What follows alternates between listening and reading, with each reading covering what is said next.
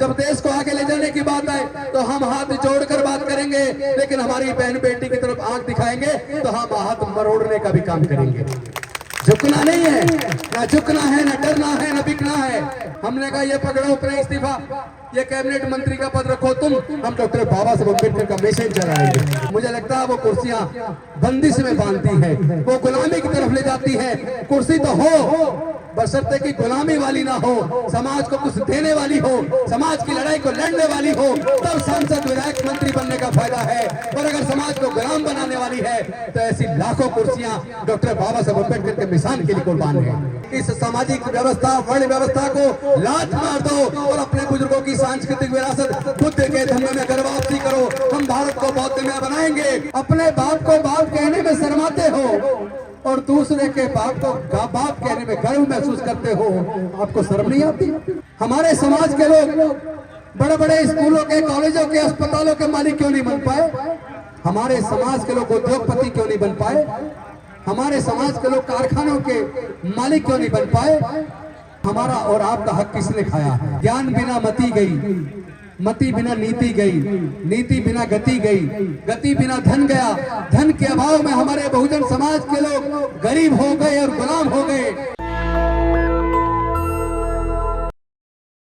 धम्म पे काफी चर्चा हुई है, लेकिन मैं इस बात को जब सोचता हूं कि ये बिहार वो भूमि है जिस बिहार की भूमि में तथागत बुद्ध को ज्ञान की प्राप्ति हुई।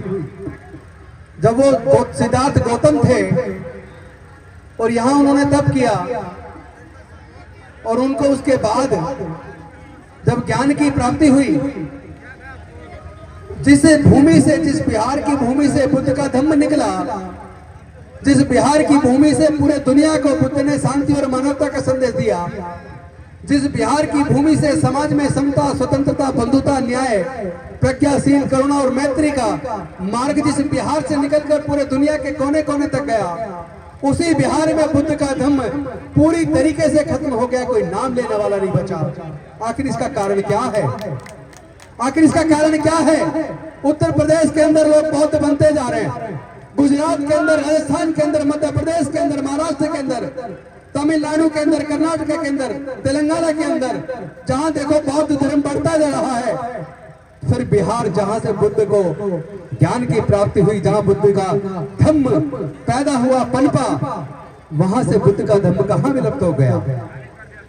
मैं इस सवाल का जवाब अपने बिहार के लोगों से पूछने आया हूं। इसका जवाब तो मैं लेके जाऊंगा। और मुझे ये बात सोच के हैरत होती है, अपने बाप को बाप कहने में शर्माते हो और दूसरे के बाप को बाप कहने में गर्व महसूस करते हो, आपको शर्म नहीं आती? अरे कभी आपने सोचा है आपने हजारों साल की गुलामी क्यों झेली? कौन से कारण हैं? हमारे समाज के लोग खेत की जमीन के मालिक क्यों नहीं बन पाए? हमारे समाज के लोग व्यापारी क्यों नहीं बन पाए? हमारे समाज के लोग बड़े बड़े स्कूलों के, कॉलेजों के, अस्पतालों के मालिक क्यों नहीं बन पाए? हमारे समाज के लोग उद्योगपति क्यों नहीं बन पाए? हमारे समाज के लोग कारखानों के मालिक क्यों नहीं बन पाए? हमारे समाज के लोगों के पास जमीन क्यों नहीं है? एक व्यक्ति है जिसके पास हजारों एकड़ जमीन है और एक हमारे समाज के लोग हैं जिसके पास एक गज जमीन नहीं है। मैं पूछना चाहता हूं आप सबसे, खेत की जमीन क्या कोई अपनी माँ के पेट से लेकर पैदा हुआ है? बताइए आप लोग, क्या खेत की जमीन कोई अपनी माँ के पेट से लेकर पैदा हुआ है? फिर वो खेत की जमीन के मालिक क्यों हैं और हमारा और आपका हक किसने खाया है? कभी इस बारे में अध्ययन करिए कि हम व्यापारी क्यों नहीं बन पाए हैं, हम जमीन के मालिक क्यों नहीं बन पाए, हम संपत्ति के मालिक क्यों नहीं बन पाए? तो पता लगेगा। आप जब इतिहास को पढ़ेंगे, मनुस्मृति को पढ़ेंगे, तो मनुस्मृति ने हमें अछूत बना दिया। हमारे पढ़ने लिखने पर धार्मिक बंदिश लगा दी, हमारे व्यापारी बनने पर धार्मिक बंदिश लगा दी, हमारे संपत्ति अर्जित करने पर धार्मिक बंदिश लगा दी। उस धार्मिक बंदिश की वजह से हमारे लोग पढ़ नहीं पाए तो ज्ञान से वंचित हो गए। इसी के ऊपर ज्योतिबा फुले ने ज्ञान गुलामगिरी में लिखा है, जो पूरे हमारे बहुजन समाज के इतिहास को लिखते हुए उस किताब के अंदर उन्होंने लिखा, ज्योतिबा फुले जी ने, ज्ञान बिना मति गई, मति बिना नीति गई, नीति बिना गति गई, गति बिना धन गया, धन के अभाव में हमारे बहुजन समाज के लोग गरीब हो गए और गुलाम हो गए। और ये जो नुकसान पूरे समाज का हजारों साल तक हुआ, ये ज्ञान पर बंदिश की वजह से हुआ, समझे। लेकिन हमें दुख की बात इसलिए ज्यादा है कि उस बंद रास्ते को, उस गुलामी की जंजीरों को डॉक्टर बाबा साहेब अम्बेडकर जी ने तोड़ दिया। लेकिन इस गुलामी की जंजीरों को तोड़ने में डॉक्टर बाबा साहेब अम्बेडकर जी ने अपने 5 में से 4 बच्चे गंवा दिए, अपनी जवान पत्नी माता रमाबाई को गंवा दिया। इतनी कुर्बानी के बाद अपना पूरा जीवन जलाकर वो हमारे जीवन में विकास का, प्रगति का रास्ता बनाकर गए। लेकिन हमारे सांसद, विधायक, मंत्री, राष्ट्रपति, मुख्यमंत्री, इन सब के होते हुए जो रास्ता डॉक्टर बाबा साहेब अम्बेडकर ने बनाया था, उस रास्ते को मनुवादी लोगों ने दोबारा से बंद कर दिया। इन सरकारों ने एक एक करके सारे वो सार्वजनिक उपक्रम जहां हमारे लोगों की नौकरियां लग जाया करती थी, चाहे वो पोस्टल डिपार्टमेंट हो, टेलीकॉम डिपार्टमेंट हो, एमटीएन हो, बीएसएनएल हो, इंडियन रेलवेज हो, चाहे वो पेट्रोलियम कंपनियां हो, गैस कंपनियां हो, बैंक हो, इंश्योरेंस कंपनियां हो, एक एक करके वो सारे विभाग भारत की सरकारों ने बेच दिए। और जहां हमारे लोग नौकरी पाए जाया करते थे, वो नौकरी के रास्ते बंद कर दिए। जिस रास्ते से हमारे जीवन में थोड़ी खुशहाली आई थी, वो रास्ता वो बंद कर चुके हैं। लेकिन जब वो रास्ता बंद किया जा रहा था, क्या संसद के विधानसभाओं के अंदर हमारे सांसद, विधायक नहीं थे? क्या हमारे मंत्री नहीं थे? क्या उनको उन मुद्दों पे हमारे अधिकार जब छीन रहे थे, क्या उनको लड़ाई नहीं लड़नी चाहिए थी? हमारे पढ़े लिखे लोगों ने, क्योंकि डॉक्टर बाबा साहब अम्बेडकर तो समाज में से doctor, engineer, collector, scientist, professor, MP, MLA, मंत्री, संतरी सब कुछ बना गए। लेकिन इन सबके रहते हुए चूंकि इन सबने समाज को धोखा दिया, जब सब कुछ छीन रहा था, इन्हें रोड पे आकर लड़ाई को लड़ना चाहिए था। इन्हें संसद के अंदर, विधानसभाओं के अंदर लड़ाई को लड़ना चाहिए था। इनको हमारे अधिकारों को सुरक्षित करने के लिए, अपनी कुर्बानी देने के लिए आगे आना चाहिए था। अगर वो आगे आए होते तो जो हमारे हक अधिकार छीने हैं वो छीने ना होते। इन लोगों ने बहुत बड़ी साजिश की है। जैसा चौधरी साहब बता रहे थे, आप सब जानते हैं कि पहले हमने तो इस बात का सर्वे किया है कि सुप्रीम कोर्ट के अंदर जो जज हैं, हाई कोर्ट के अंदर जो जज हैं, जो देश के सीनियर डॉक्टर हैं, सीनियर इंजीनियर हैं, सीनियर साइंटिस्ट हैं, सीनियर प्रोफेसर हैं, सीनियर ब्यूरोक्रेट्स हैं, वो सरकारी स्कूल से पढ़े हैं या प्राइवेट से पढ़े हैं। तो सर्वे में निकल के आया 98% सीनियर जजेज, senior engineer, senior doctor, senior professor, ये सब सरकारी स्कूल से पढ़े हैं। इसका मतलब सरकारी स्कूल में पढ़ाई अच्छी थी। फिर क्या कारण है कि धीरे धीरे प्राइवेट स्कूल खुलते चले गए और सरकारी स्कूल बंद होते चले गए। और प्राइवेट स्कूल में इतनी ज्यादा फीस का खर्चा है कि 2 बच्चों को अगर सरकारी स्कूल छोड़ के प्राइवेट में पढ़ाना पड़ जाए तो जितना हमारा पूरा परिवार कमा के लाता है, 2 बच्चों की प्राइवेट स्कूल की पढ़ाई में खर्च हो जाएगा। पैसे के अभाव में हमारे लोग मजबूरी में अपने बच्चों को सरकारी स्कूल में पढ़ाते हैं। सरकारी स्कूलों को उन्होंने तबाह कर दिया। जहां 100 टीचर चाहिए वहां 20-25 टीचर है। जब टीचर ही नहीं होंगे तो बच्चे पढ़ेंगे कैसे? वो एक्चुअली आपके बच्चों को पढ़ाना नहीं चाहते।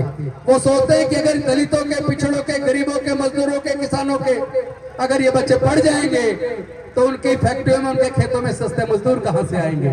उन्हें सस्ते मजदूर चाहिए। वो हमारे समाज के बच्चों को सस्ते मजदूर के रूप में पैदा करना चाहते हैं। इसलिए हमें इस लड़ाई को लड़ना पड़ेगा और ये रास्ता बुद्ध के धम्म से निकलता है। बेशक बुद्ध ने शांति और मानवता का संदेश दिया।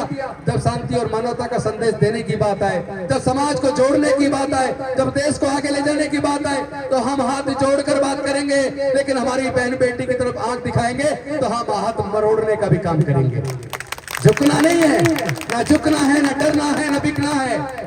लड़ाई को लड़ना है। ये न्याय की लड़ाई है। जब मैंने बौद्ध धर्म की दीक्षा ली अब से सही 2 साल पहले 5 अक्टूबर 2022 को, मैं आपसे पूछना चाहता हूँ, ये बात तो डॉक्टर बाबा साहब ने कहा था मैं भारत को बौद्ध में करूंगा।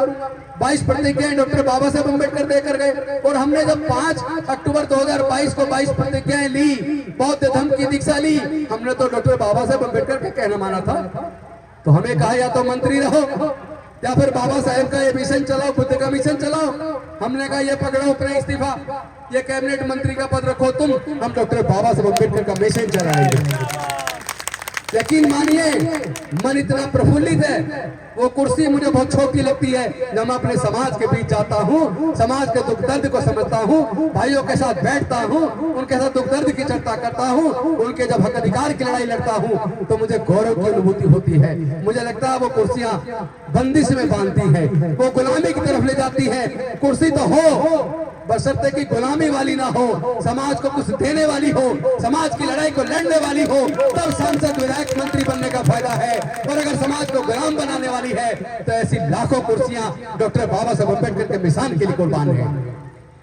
मैं आपसे पूछना चाहता हूं, अगर आपके सामने पीने का पानी दिया जाए तो आप बिना हिचक के उस पानी को पिएंगे कि नहीं पिएंगे? पिएंगे ना। लेकिन अगर आप ही के सामने उस पानी में नीचे से मिट्टी उठा के मिला दी जाए, तो क्या आप गंदा पानी पिएंगे? नहीं पिएंगे ना। तो ये जो पानी आप पी रहे हैं, जिसमें गंदी मिट्टी रूपी अंधविश्वास पाखंडवाद मिला हुआ है, जिसमें आपके हजारों साल की कुर्बानी मिली हुई है, जिसमें आपके बुजुर्गों का खून मिला हुआ है, उस पानी को आप क्यों पीते हो? ऐसे अंधविश्वास पाखंडवाद वाली इस सामाजिक व्यवस्था, वर्ण व्यवस्था को लात मार दो और अपने बुजुर्गों की सांस्कृतिक विरासत बुद्ध के धर्म में घर वापसी करो। हम भारत को बौद्ध में बनाएंगे। बौद्ध का मतलब धर्म से नहीं है, बौद्ध का मतलब धम्म से है, और धम्म में और धर्म में बहुत बड़ा अंतर है। धर्म चलता है धर्म शास्त्र से, धर्म चलता है अंधविश्वास पाखंडवाद से, धर्म चलता है ऊंच नीच से, छुआछूत से, और धर्म चलता है वैज्ञानिक दृष्टिकोण से, समता, स्वतंत्रता, बंधुता और न्याय से धर्म चलता है। हम धर्म के रास्ते पे चलेंगे, सबको बराबर का अधिकार देंगे, बहन बेटी की इज्जत करेंगे, अपने भाइयों के साथ कंधे से कंधा मिलाकर समता, स्वतंत्रता, बंधुता और न्याय की लड़ाई को लड़ेंगे। हमें अब गुलामी दोबारा स्वीकार नहीं है। लेकिन उन्होंने एक तरफ ये महंगाई बढ़ती जा रही है, खेत की जमीन हमारे पास है नहीं, नौकरियां इन्होंने हमारी छीन ली है, पढ़ाई इतनी महंगी कर दी। अगर आपका बच्चा इंजीनियरिंग में चला जाए, लॉ में चला जाए, मेडिकल में चला जाए, मैनेजमेंट में चला जाए, पहले बात तो ये है कि 12वीं के बाद उसे कोचिंग लेनी है। उसके लिए एंट्रेंस एग्जाम पास करने के लिए 2-3 लाख रुपए कोचिंग पे खर्च करेगा।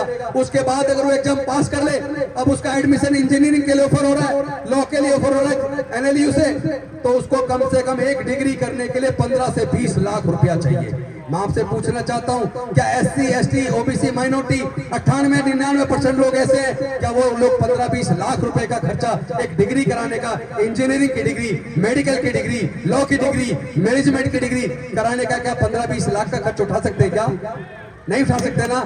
इसका मतलब उन्होंने दूसरे तरीके से काम लिया, शिक्षा को इतना महंगा कर दो कि पैसे के अभाव में ये लोग अपने आप पढ़ाई छोड़ दें। पढ़ाई छोड़ देंगे तो मजदूर बनेंगे, मजदूर बनेंगे तो मजबूर हो जाएंगे, और मजबूर हो जाएंगे तो फिर से हमारे गुलाम हो जाएंगे। ये साजिश है, इस साजिश को समझना पड़ेगा। हम लोग तो शांति और मानवता का संदेश देने वाले लोग हैं, हम तो तथागत बुद्ध के धम्म को मानने वाले लोग हैं, लेकिन फिर भी हमारे चेहरे पे खुशी है। हम किसी की हकमारी नहीं करते, किसी का शोषण नहीं करते, किसी का उत्पीड़न नहीं करते, और मेहनत से कमा के खाते हैं। हमारे चेहरे पे शांति नजर आती है, खुशहाली नजर आती है। लेकिन वो लोग दुखी क्यों हैं? वो लोग दुखी क्यों हैं? क्यों परेशान हैं? क्यों बाबा साहब की मूर्ति तोड़ रहे हैं? क्या हमारी बहन बेटी की लूट रहे हैं? और हम विरोध करते तो हमारी बस्तियां जला रहे हैं, फिर भी वो लोग दुखी हैं। क्यों दुखी हैं? उन्हें दुख इस बात का है कि जो लोग हजारों साल से हमारे गुलाम थे, उनकी गुलामी के रास्ते तोड़कर इस डॉक्टर अंबेडकर ने इनके पढ़ने के रास्ते खोलकर इनको हुक्मरान बनाने का रास्ता भी दिखा दिया। इनको जज, engineer, doctor, collector, scientist, professor बनने का रास्ता बना दिया। इसलिए वो डॉक्टर बाबा साहब अंबेडकर से चिढ़ते हैं, इसलिए बाबा साहब अंबेडकर की मूर्ति को तोड़ते हैं। लेकिन मैं कहना चाहता हूँ, आप डॉक्टर बाबा साहब अंबेडकर की मूर्ति तो तोड़ दोगे, बाबा साहब अंबेडकर के विचार को कैसे मारोगे? ये विचार तो फैलेगा, इसे दुनिया की कोई ताकत रोक नहीं सकती, बल्कि पूरे दुनिया में तथागत बुद्ध का धम्म फैलने वाला है और बाबा साहब अंबेडकर का विचार फैलने वाला है। उसी विचार से हम लोग आगे बढ़ेंगे। निश्चित तौर पर हम अपने बच्चों के हक अधिकार की लड़ाई को लड़ेंगे, हम अपने बच्चों को दोबारा गुलाम नहीं बनने देंगे। इस संकल्प के साथ कि हम अपने बुजुर्गों की सांस्कृतिक विरासत में बुद्ध के धम्म में घर वापसी करेंगे और इस गुलामी वाले जीवन को, ऊंच नीच छुआछूत वाले जीवन को, जाति और वर्ण वाले जीवन को त्याग कर हम बौद्ध बनेंगे। इन्हीं शब्दों के साथ कि आप मेरी बात को समझेंगे और उसको आचरण में लाएंगे। बुद्ध के विचार को केवल बाइक प्रतिज्ञाओं से काम नहीं चलेगा, दीक्षा से काम नहीं चलेगा, आचरण में उतारना पड़ेगा। अगर आचरण में नहीं उतारा तो धम्म दीक्षा लेने का कोई फायदा नहीं है। बहुत बहुत धन्यवाद। नमो बुद्धाय। जय भीम, जय भारत, जय संविधान, जय जय जय जय जय भीम, जय जय जय जय जय भीम, जय जय जय जय जय भीम। धन्यवाद। नेशनल दस्तक की आपसे गुजारिश है कि अगर इसको बचाना चाहते हैं तो नेशनल दस्तक को सब्सक्राइब करने के लिए रेड कलर के सब्सक्राइब बटन को दबाएं, फिर बेल आइकन की घंटी दबाएं। नेशनल दस्तक को बचाने के लिए बहुत जरूरी है कि हर खबर को शेयर करें, लाइक करें, कमेंट जरूर करें।